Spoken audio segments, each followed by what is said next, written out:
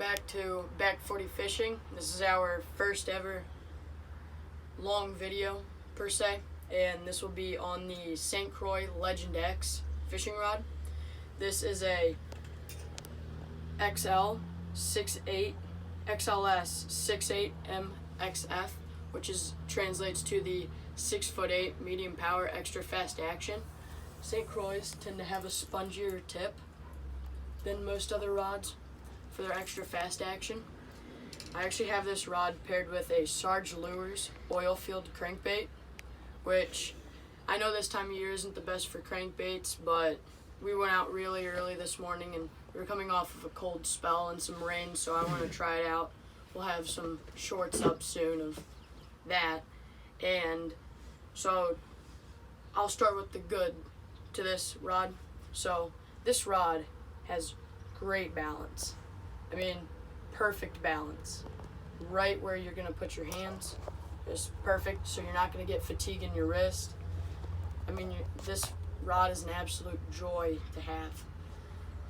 The cork, I'd say is an A. I wouldn't call it an A+, but I wouldn't say it's an A-. I love this grip right here, made by Fuji. This is just great. It fits in your hand nicely, no matter how you hold it, whether you go one finger back, 2 fingers, or you choke up a lot, which I know a lot of guys tend to do jigging. And so another thing is that this has completely Torzite guide trains, which is, for the $450 price point, is really, really, really good. It's one of the best rods to get into Torzite guides with, and this comes with their ART technology, their IPC, and their FRS, along with their TET technology. The way that you understand the serial number on St. Croix rods is, so the first letter, V, you start from the year 2000 with the alphabet, so A, B, C, and then, so this is a 2022, and then C, so it was made in March. C is the third letter in the alphabet, third month. So that's 2022 in March it was made.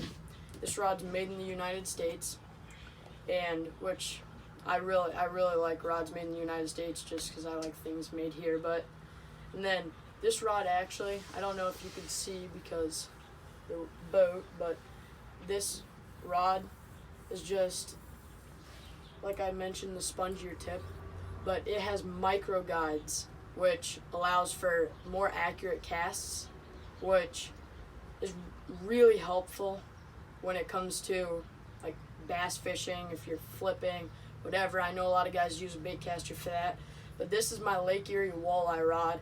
I'm going to be casting worm harnesses and jigging with it this spring with hair jigs, just up and down vertical jigging.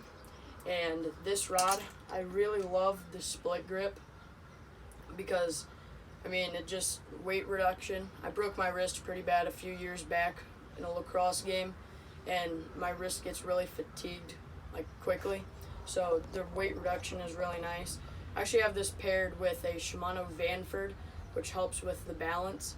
So if you get any of those lightweight reels like the Tatula, the Daiwa Tatula, the Daiwa Ballistic, I mean, you're gonna have just a spick balance point. It's really great. So now on to some of the cons with this rod. I would say for the $450 price point, the fit and finish on this rod, the guy wrapping, is terrible. I mean, there's crinkles in the guide wrapping, just things that shouldn't be there. I mean, for the $450 price point, you shouldn't have any of that.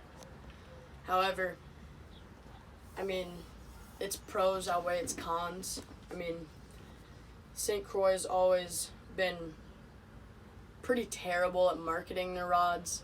Like, I know a lot of people like the Mega Bass rods, and they do a great job at marketing. Like, their marketing team is amazing. Like, they have, I believe it's called like the Dark Sleeper or something, I don't remember. They just come out with some awesome names.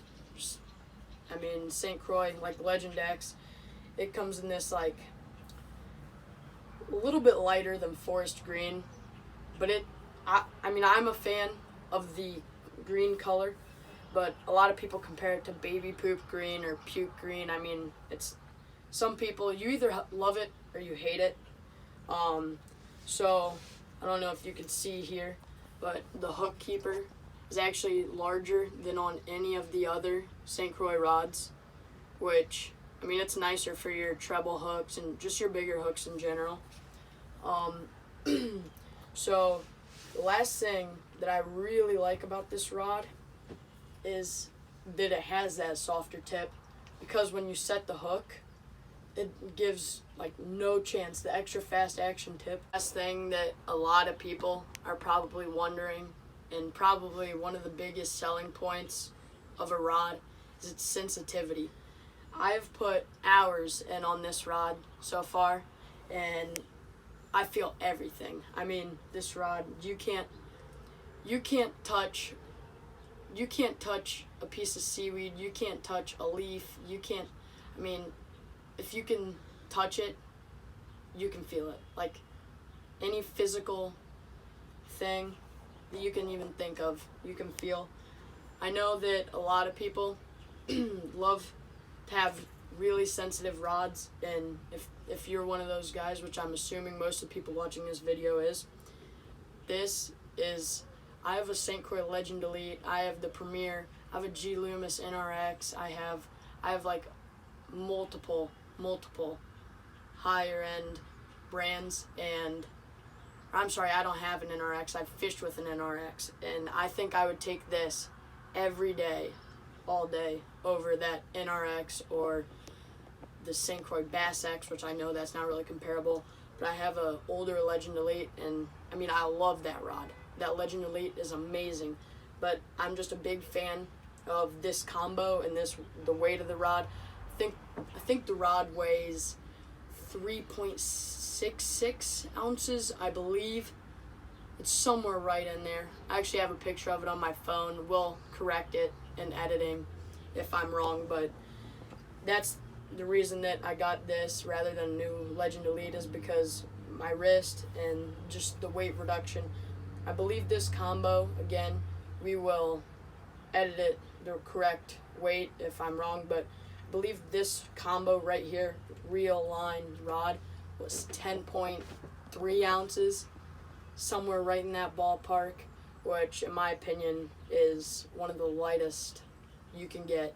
Alright, thank you guys for watching this video. I know it's kind of cheesy, but if you could please consider like and subscribing, it would be greatly appreciated, and thank you. Have a nice day.